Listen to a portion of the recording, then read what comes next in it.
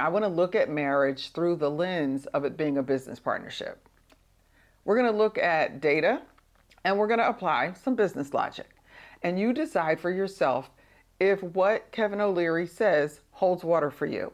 So if you are a professional woman who has been through a divorce, especially if you've been married more than once, and you have ever felt the shame or guilt about those decisions, this episode is definitely for you, because I think it's time that we called out this double standard that we are living under. So let's talk about Kevin O'Leary's experiences. Some of his own comments, matter of fact, about business and some about marriage.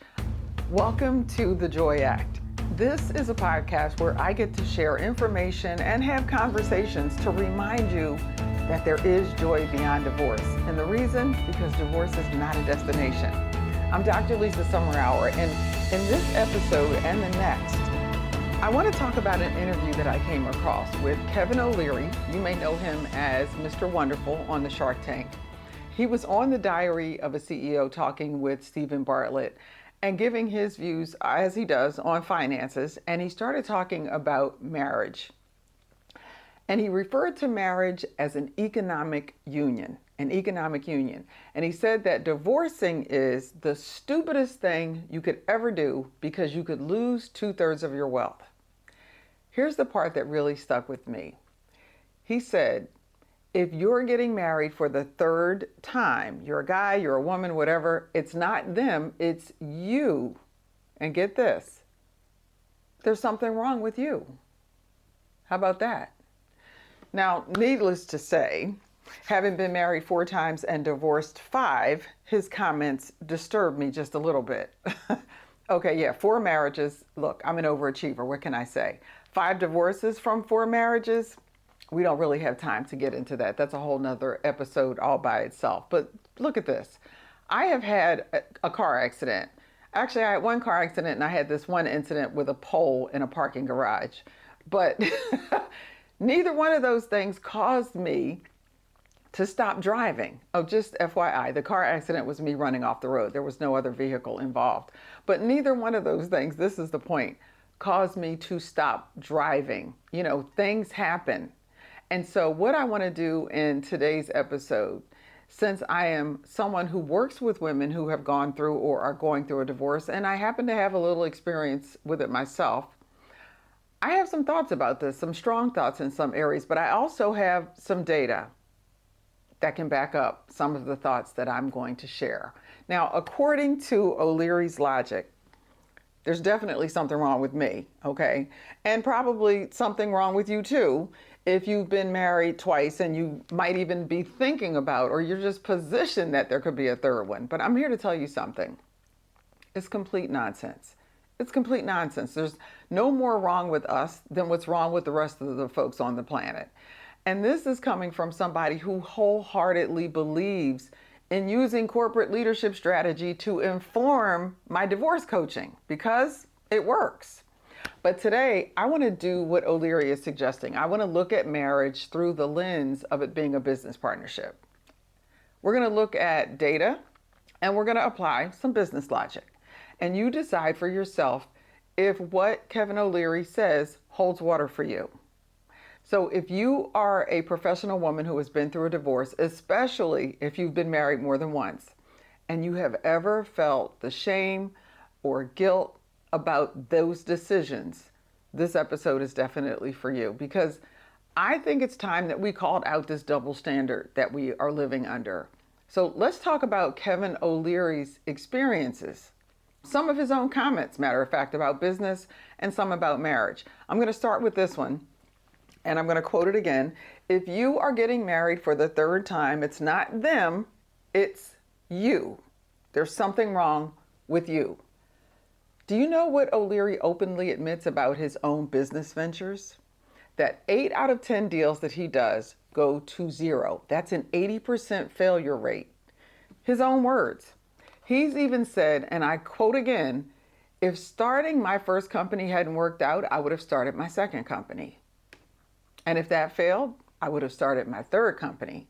And if that failed, I would have started my 4th company.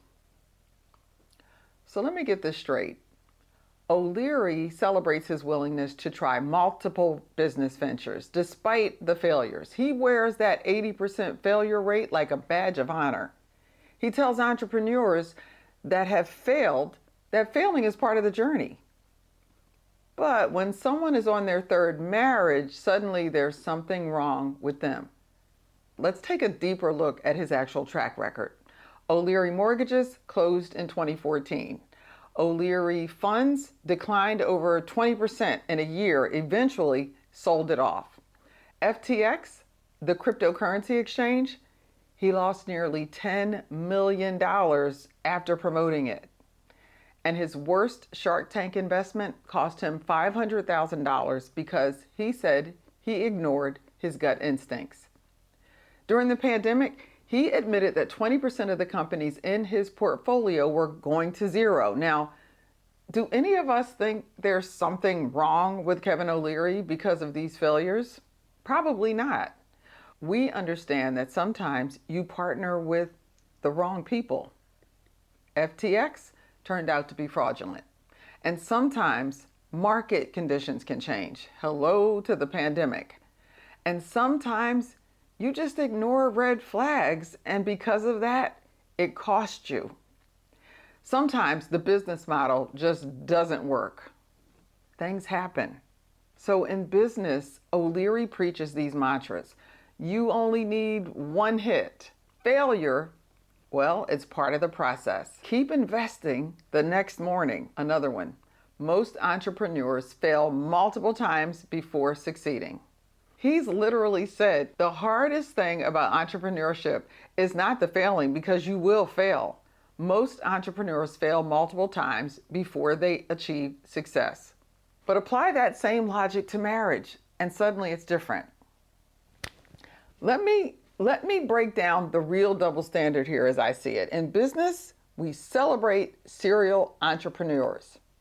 Learning from failure, pivoting when something is not working, cutting your losses, knowing when to walk away, starting over with experience. But in marriage, we stigmatize people who try again after divorce.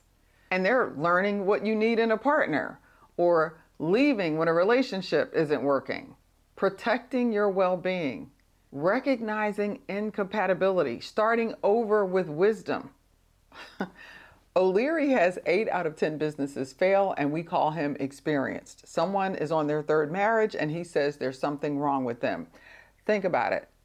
3 marriages means something is wrong with you, but 8 out of 10 failed businesses, that's just part of the game, right? Okay, this isn't business wisdom. This is hypocrisy. Here's what really gets me. The same reasons O'Leary's businesses fail are really similar to the same reasons marriages fail. Wrong partners, fraud and deception. Remember the FTX situation? Market or life circumstances change. How about fundamental incompatibilities? This happens in business and it happens in relationships or marriages. How about this one? One party not holding up their end of the agreement. And something you might not hear about as much in business, but it does happen, abuse. Financial, emotional, psychological abuse. If O'Leary can walk away from 80% of his business deals with his dignity intact, why can't someone walk away from a marriage that's harming them with their dignity intact? The answer? They can, and they should, and there's nothing wrong with them when they do this. It's called living and learning. It's called growth. It's called recognizing when something isn't working and having the courage to try again. We just need to extend the same grace to personal relationships that we extend to business relationships. Divorce. It's not just an ending. It's also a beginning. And in the wake of heartache, there is a path forward. There's a way to reclaim your life and to do it with confidence, purpose, and joy. I'm Dr. Lisa Summerour, and I've been where you are. I remember the challenges, the struggles, and I also know there's a way to a brighter future. Divorce is not a destination. Guide you through healing heartache, rebuilding confidence, and embracing joy. a lifeline for anyone going through or working to get over a divorce or breakup. I got practical tips on what I can do to help myself heal through the process. She makes healing sound doable. Winner of 2 book awards, Divorce is Not a Destination is a must-read. Your new beginning starts here. Get your copy today. Divorce is Not a Destination. Available now. You know what? Before we go any further, let me tell you about my own business, Divorces. Because I'm not just a business owner, I'm someone who's left relationships, business relationships, more than once as well. I was once hired to help a priest, no less, who was running a not-for-profit out of the church. Sounds really noble, right? But this is what I discovered once I started working there. His wife, who was on the payroll, had an office that was fully decorated, beautifully furnished, the computers, all the accessories, all the things. But this was the problem. The preschool was supposed to be equipped first, and the preschool had no computers, incomplete furnishings. Matter of fact, the staff didn't even have medical insurance yet. I complained about that. Then I learned that he had lied to a woman who did the cleaning at the facility. She had a teenage son, and he had told her, well, he would hire him to work there. And what he did was he gave the mother one quote on what he was going to pay the child, but he turned in paperwork that had something different on it to the state. He then instructed her to go lie to the school counselor about what her son's salary was going to be. She came to me and complained because she was concerned. And of course, I complained about that too. So eventually he called me in and he fired me. He said, maybe you need to be running your own business, which is exactly what I had been doing when I was called to help him. But I got fired for not going along with his unethical and potentially illegal shenanigans. And those were just 2. There were more. So shortly after being fired for the first time in my life, I went to a show with a girlfriend of mine, and there just happened to be vendors there selling jewelry. And I bought what I think is some beautiful commemorative first time I ever got fired jewelry to remind me to keep choosing me and to keep doing what I felt to be the right thing for me, no matter what it was going to cost. Now, you might not get that 100% of the time. We all have those moments that take us a little bit outside of our values, away from what we want our character to be. But at least if you have a true north, if you have something to guide you, you have something to get back on track too. But in that situation, I was willing to lose the job. This is the question. Was I wrong for refusing to participate and go along with that unethical behavior, for choosing my integrity over a paycheck? Because this is a business relationship, right? That wasn't my only business divorce, as I call them. In another business relationship, I experienced all of the gaslighting that we often attribute to personal relationships. I was told things like my energy would negatively affect the team. Or this would be in front of the team during meetings. I would be verbally insulted during a meeting because I expressed an opinion that might have been different than the leaders, than the CEO. And I was once told, I wasn't attacking you, it was what you said. And my first thought was, why are we attacking anything? That's not who we say we are. But I was chastised in my team meetings for having the audacity to think for myself and to disagree with the head of the company. Here's what I learned.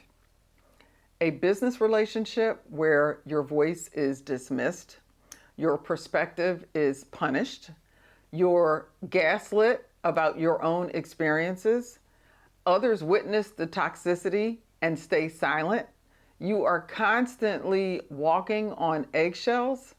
That's not a business relationship. That's not a partnership. That's an abusive dynamic. And just like in a personal relationship, leaving that type of situation, I don't consider that to be a failure. I look at that and say that is self-preservation. So yes, I've left multiple business relationships.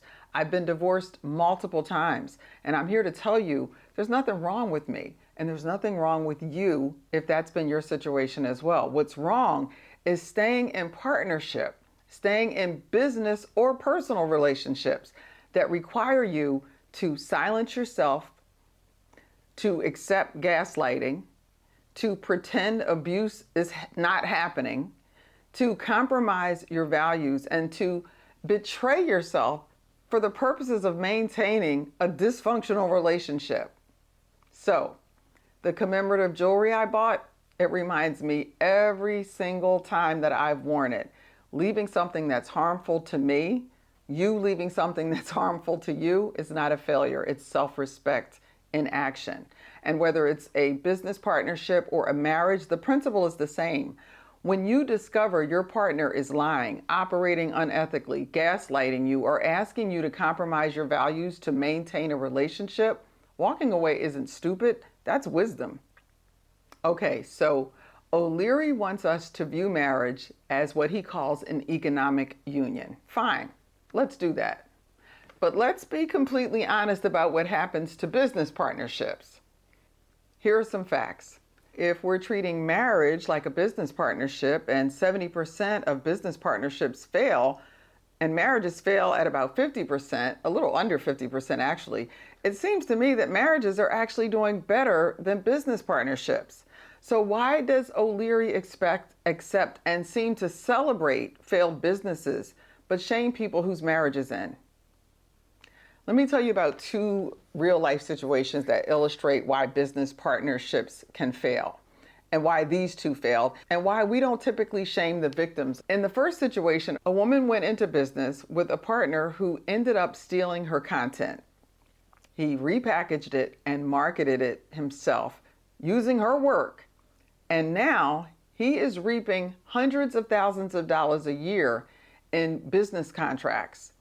And she is getting absolutely nothing for the work that she contributed.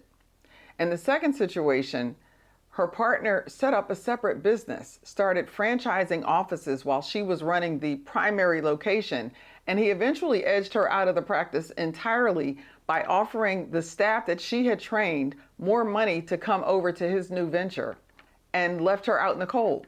This is my question. Does anyone say that there's something wrong with her because she tried partnerships twice? Do we tell her she's flawed? Do we say she should have known better and she should never, ever enter into another business partnership again? I'm sure there are some people that might say all of that, but basically, no. We recognize she was in a toxic business relationship with dishonest partners. And most people would have advised her, if they had talked to her while this was going on, to cut her losses and protect her assets and her future. Now, next time, she can use what she learned to better safeguard herself and her business investment on the front end, obviously. So why, when it comes to marriage, does O'Leary say that if you're on your third marriage or thinking about your third marriage, that there's something wrong with you? And what does wrong with you even mean? Look, I preach and teach accountability as the first part of my framework. So I'm all for women taking accountability because I believe accountability is the first step on that path to empowerment. I just don't believe that you need to beat yourself up or get dragged through the pond of guilt and shame in order to take responsibility. Yes, absolutely learn what didn't work. And then, as O'Leary has done in business, and my friend Shirley would say about life, keep it moving. In an article written by Patricia Gross, she identifies 18 reasons business partnerships fail within the first 2 to 3 years. And just about every single one of those reasons could be attributed to why a marriage fails. Let me give you 5 that just jumped out to me. Hidden agendas, different and conflicting values, and of course, people's values could change over time. At least one partner is a control freak. An imbalance of effort, which can be really frustrating for one or both partners. Partners not being transparent, especially when it comes to talking about money. And yes, sometimes you just choose wrong. Your picker's off. Sometimes you're betrayed. Sometimes circumstances change. And sometimes what worked in the beginning stops working. We understand that sometimes the best thing you can do, the smart thing you should do, is to walk away because things are not working. You cut your losses. Why should marriage be looked at any differently? If you really want to see how intimate relationships can mirror dysfunctional business partnerships, watch the Netflix show Love, Con, Revenge. Love, C-O-N, Con, Revenge. It shows exactly how fraud, greed, and manipulation work in both contexts, personal and professional. The con artists in that show use some of the same tactics you would see in just straight up business fraud, and they're doing it in relationships, building false trust, creating fake credentials or fake histories, manipulating emotions for financial gain, hiding their true intentions, taking everything and then disappearing. Whether it's a business partner stealing your clients and intellectual property, or a romantic partner conning you out of your money and emotions, the dynamics are identical. The victims don't need to be labeled stupid or flawed. They trusted somebody who turned out to be untrustworthy. And when they walk away, that's not failure. That's survival. That's wisdom. That's protecting yourself from further harm. We're going to pause here. But before we do, I want you to sit with what we've just covered. Kevin O'Leary openly admits that 8 out of 10 of his deals go to zero. That's an 80% failure rate in his business investments. He's had multiple ventures fail. He's lost millions.